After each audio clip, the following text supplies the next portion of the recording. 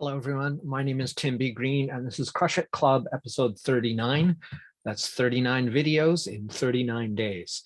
So today's small type is proto-testing fixes overthinking. That's hard to do. So this is actually probably one of my favorite of Matthew E. May's techniques, simply because I've been doing this for many years myself. I didn't really need to learn this from him. It just gave me another piece of vocabulary, another word to use to describe what I do. Over many years of looking at success training and stuff, have come to the conclusion that a lot of it is utter bullshit. And the main reason is it's all about, you have to plan this out. And they plan it to death and under execute not at all, or they execute not at all, though much of the material talks about execution is essential. So I'll give them credit for that, because it's really we humans who under execute. At the same time, they're mostly selling the feel good and the planning by our products, rather than plan minimally, which is my philosophy over many years of seeing what actually works. You only really need to know your destination and your immediate next step. And here's what I mean by that. So proto-testing is the third of the fixes. So proto-testing, according to Matthew E. May in the book Winning the Brain Game, is the fix for overthinking, and therefore the title here. So it's totally true. And ironically, this is in effect leaping. That is, oh, okay, we have something, we have a good solution, let's use this solution, which is one of the fatal thinking flaws. Now, I'm going to talk about that in a second, why contradiction is not a bad thing. It has to do with the limit of our knowledge, the complexity of reality, and heuristics. Cognitive heuristics. So we'll jump back to that, but let me put it this way, and that is that my whole philosophy for many years now is all I need to know is what I need to do now. So let me give you an example. For me, I woke up this evening, because it's evening here already. It's 7:56 p.m. my local time, because I'm pretty much living on a mostly North American schedule. And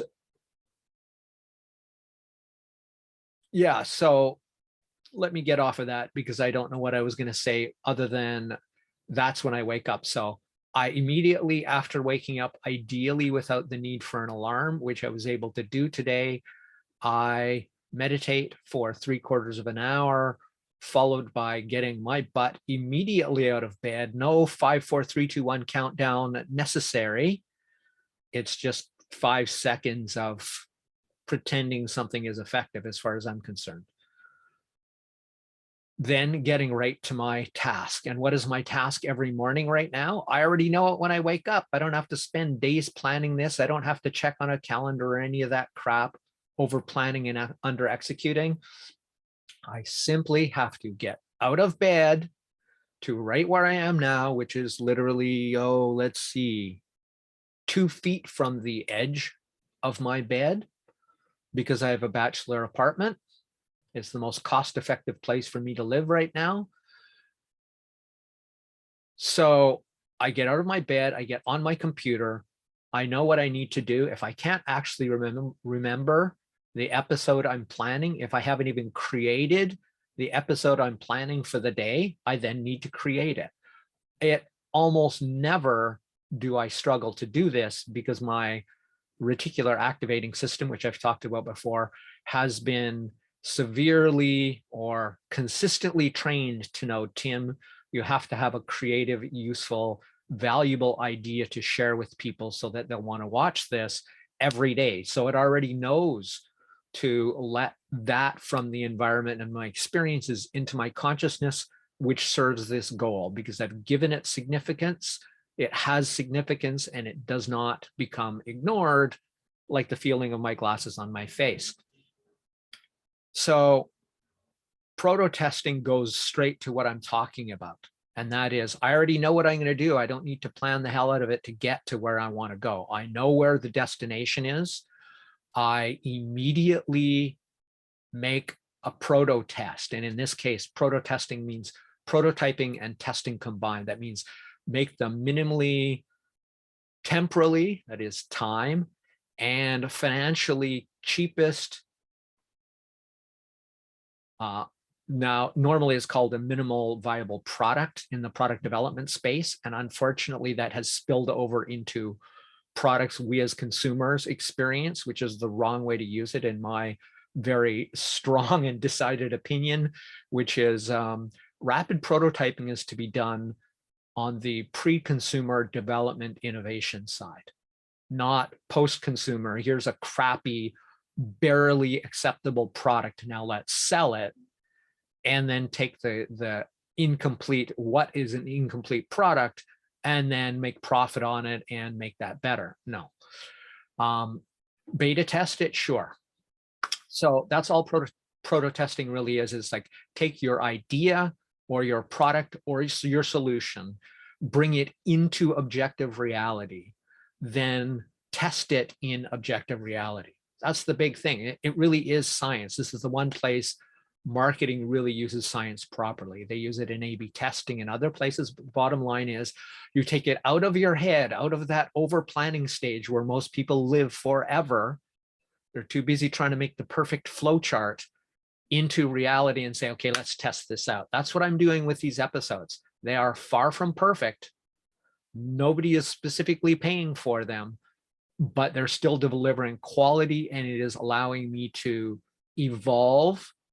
And over time, when I have the resources to do it, they'll be more beautifully edited and all that other crap. In the meantime, I'm proving my point, which is taking action every day is more valuable than having perfect action every day. But it's not without clear direction. And yet, and this is where the proto-testing comes in. So you make your physical prototype, your conceptual prototype, your product prototype, your solution prototype. Now you test it in the real world, and the universe, as I've said before, doesn't care about you. It will give you the results it gives you. If you try to use make an airplane and you design it wrong and you shoot it off, or people fly it off and it crashes and everybody dies, not because the universe hated you. It's not because the universe liked you. Again, let's go back to the tea principle. The universe was thinking about you about as much as this cup of tea is thinking about you, which is not at all. So this is the core of my principles, is proto-testing, though I haven't called it that, and I didn't learn it from Matthew E. May. But if you've never heard of it, this is life-changing for your business and your life.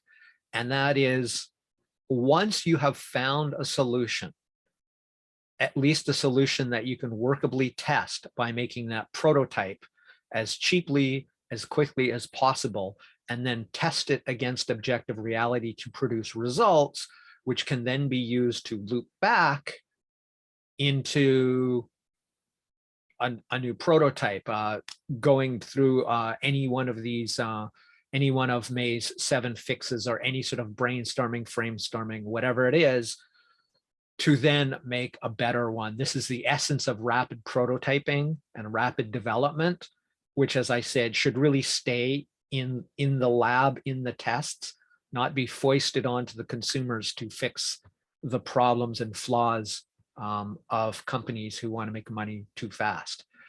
So that's really all there is to this. Take your idea, product, application, strategy, test it in the real world as cheap and as quick as you can so you can get objective feedback from the universe, results, scientific empirical results.